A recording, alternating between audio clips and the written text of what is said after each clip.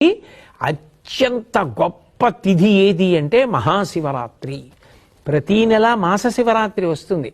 దాన్ని మహత్శబ్దంతో పిలిచారు. మహాశబ్దంతో పిలవబడినటువంటి తిథులు మీకు కనపడవు.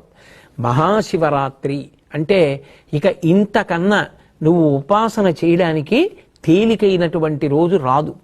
అందుకే ఆ రోజు మీరు తెలిసి చెయ్యండి, తెలియక చెయ్యండి, కొన్ని కోట్ల రెట్ల ఫలితాన్ని భగవంతుడు అనుగ్రహించేస్తాడు. ఏదో ఎవరో శివరాత్రి ఏదో భగవంతుడి దగ్గరికి వెడదాం ఇవన్నీ ఆలోచించలేదు.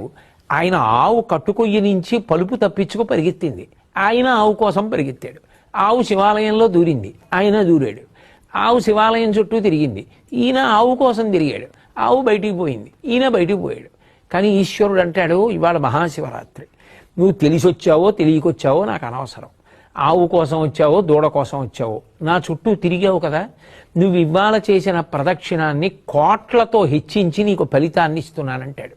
అంటే ఒక్కొక్క కాలమునందు చేసేటటువంటి ఉపాసనకి అంత శక్తి ఉంటుంది.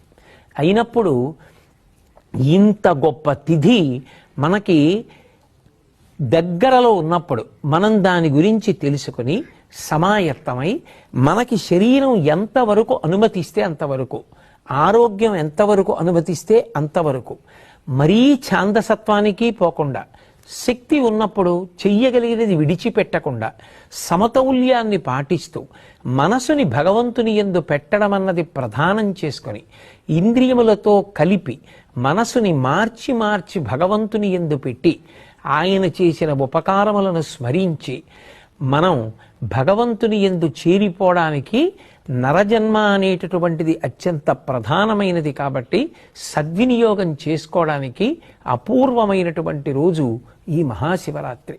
అటువంటి మహాశివరాత్రిని మనందరం భక్తి శ్రద్ధలతో ఆచరించి పరమేశ్వరానుగ్రహానికి పాత్రులమవుదాం.